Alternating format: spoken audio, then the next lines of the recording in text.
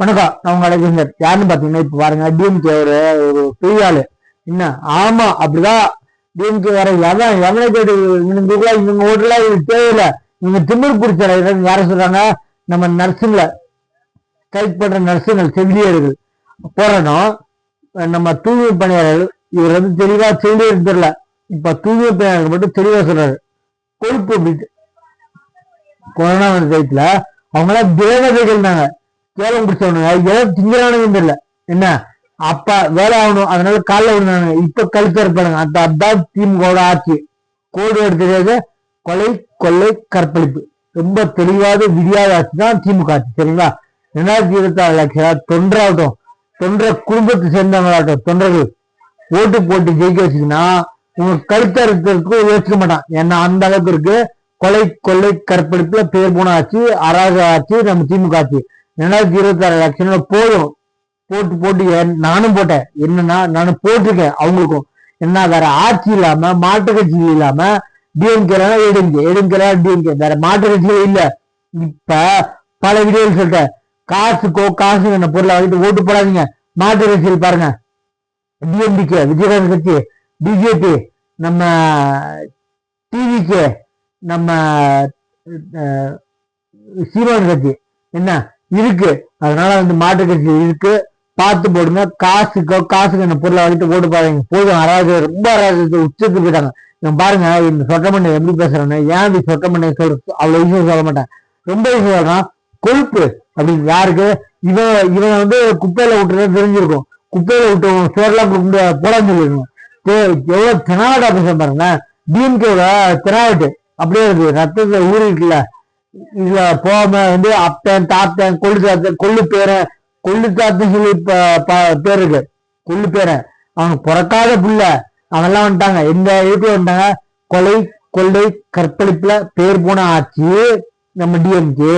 விடியாத ஆட்சி. அதனால எங்களுக்கு போடுங்க. விடியே விடியாது. 2026 லட்சம்ல ஓட்டு போட்டீங்கன்னா நாசமா போறீங்கன்னு சொல்லாம சொல்றாங்க. அவங்க கோடு அடையாளம் கொலை, கொள்ளை, கற்பழிப்பு. அவங்க கேட்டா மந்திரிகளும் சரி, இந்த மாதிரி தற்கொலையும் சரி, என்ன சொல்லுவாங்க, வேற ஆட்சியில் நடக்காதா? வேற எந்த ஒரு கட்சி ஆட்சி இருந்தாலும், வேற எந்த ஒரு கட்சி இந்த ஆட்சியில் இருந்தாலும் கொலை நடக்காதா? கொலை, கொள்ளை, கற்பழிப்பு நடக்கவே நடக்காதா? தென்னாவட்டுங்களா? உங்களுக்கு கெட்டாவது அவங்களுக்கு நடக்காது. இல்ல நடந்தா என்னோட ஆக்சிடென்ட் எடுத்திருக்கீங்க. உங்களுக்கு என்னப்பா என்ன வார்டு கவுன்சில் 70 கோடி மினிஸ்ட்ரி 1000 சில்ற. சாரி, கரெக்டா எக்ஸாக்ட் சொல்லணும். ஏன்னா நீங்க எக்ஸாக்ட் சொல்றீங்களா. சிஎம் முதலமைச்சர் போலீஸ் 700 600 என்ன அவ்வளோ கரூர் கூட்டரசல்ல இறக்கிருந்தாங்களாம் பந்தோபஸ்துக்கு. அந்த போலீஸ் இறக்குன பெரிய போலீஸ், அந்த போலீஸ் யார் சொல்றேன், கமிஷனர் சொல்றேன், அவர் 500 இருந்தாரு. அப்புறம் மந்திரி சொல்றாரு 400 இருந்தாரு. 400 எங்க இருக்கு, 500 எங்க இருக்கு, 700 எங்க இருக்கு? ஏண்டா கொஞ்சமாவது தெளிவா எழுதி ஒன்னா போய் பேசுங்கடி. மாத்தி சொல்றீங்கடா. அதுக்கு தானே அந்த உங்களுக்கு உடனே சொல்லுவீங்க, உங்களுக்கு தகுந்த மாதிரி சொல்லுங்க. சட்ட ஆக்சுவலி நீங்களே பிரைவேட் டிஎம்கே எப்படி கொலை, கொள்ளை, கற்பழிப்புல பேர் போனதோ அதே மாதிரி பிரைவேட்டா நீதிமன்றம் நடந்துக்கோங்கடா. நீதிமன்றம் உங்களுக்கு தீர்ப்பளிக்குன்னு சொல்லிட்டு ஜட்ஜியே பதவியில் அப்படின்னு சொல்லிட்டு இம்பீச்மெண்ட் போனீங்கன்னா ஒரு மண்ணு போட முடியாது. எழுதி வச்சுக்கோங்க.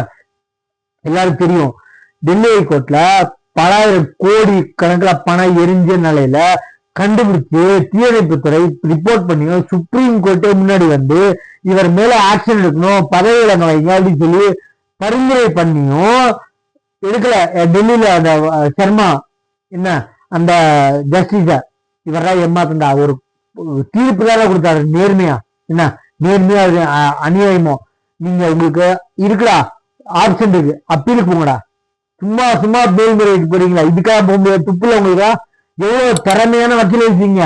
இடைக்கால உத்தரவுக்கு நிரந்தர உத்தரவு வாங்குற தலைவர் திறமையெல்லாம் இருக்கிற அந்த மாதிரி வக்கீலெல்லாம் வச்சிருக்கீங்க. யார சொல்றான்? வில்சனை திருப்பி ஓயாமன்னு சொல்றான். தாவேகா இடைக்கால உத்தரவு, நீங்க வாங்குறதோ இடைக்கால உத்தரவா? இடைக்கால உத்தரவுக்கு மேல்முறையீட்டு உங்க இடைக்கால உத்தரவு தானே வரும். சொல்ற இடத்துல நீங்க இருக்கீங்க. தயவுசெய்து இந்த கருப்பு கூட தேவைப்படுத்துவீங்க. என்ன இந்த மாதிரி சொட்டமண்டையெல்லாம் எனக்கு பார்த்த கடுப்பா இருக்கு. என்ன அவ்வளவு கேவலமான ஒரு செயலை செய்யறாங்க. அந்த சேனல் சப்ஸ்கிரைப் பார்த்துங்க.